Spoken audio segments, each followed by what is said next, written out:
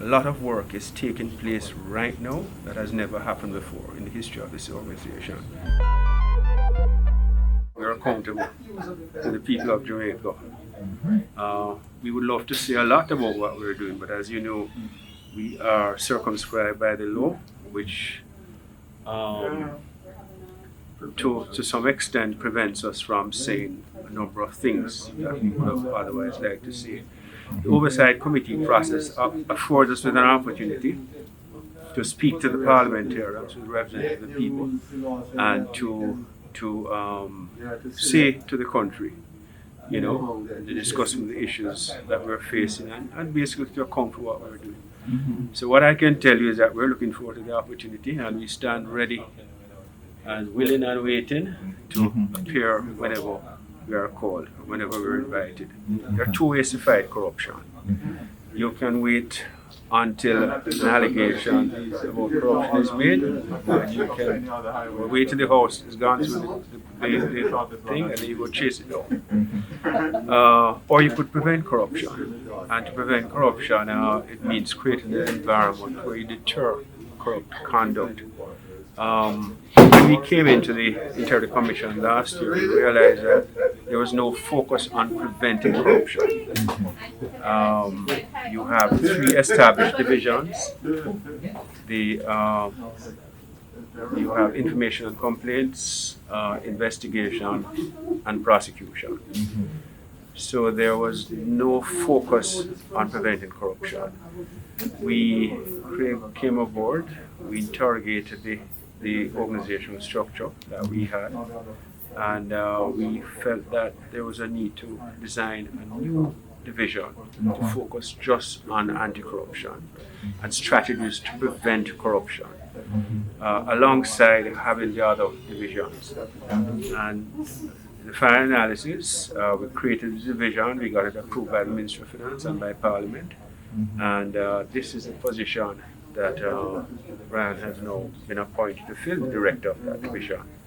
So it's a very critical division. Somebody spoke about education. That's one way of doing it. Another way is to interrogate public body processes and procedures to identify areas which could be fertile ground for breeding corruption and shut it down. Things like that.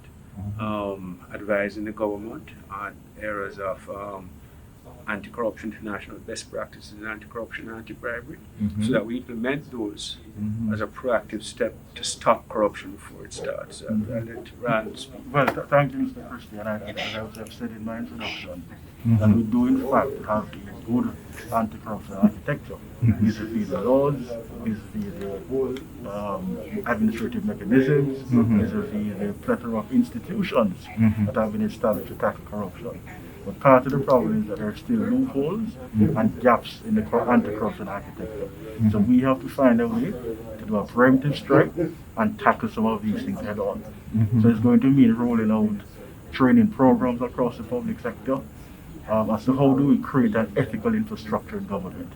But I won't say more until I discuss further with the executive director and the board regarding the plans going forward. If you're serious about tackling corruption, you have to start with one, and this is very critical. You must have a robust anti-corruption legislative infrastructure and an institutional infrastructure.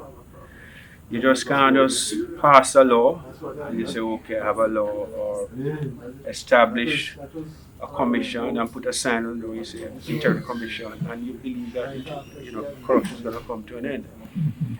The commission has to be adequately resourced, properly structured, and these were some of the groundwork things, assessments that we did when we came in. We did a gap analysis.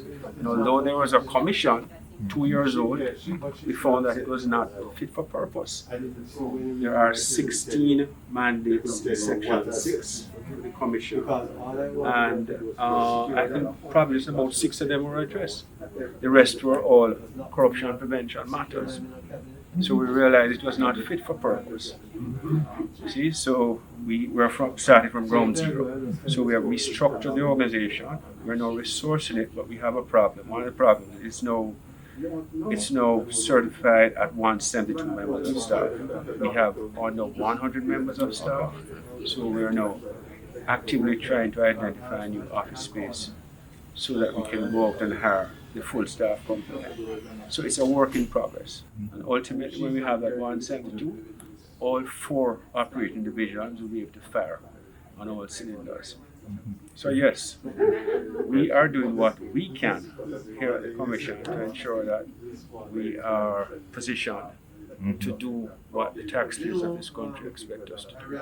The other big piece is to ensure that the legislative infrastructure supports what we want to do, but that's for our parliamentarians.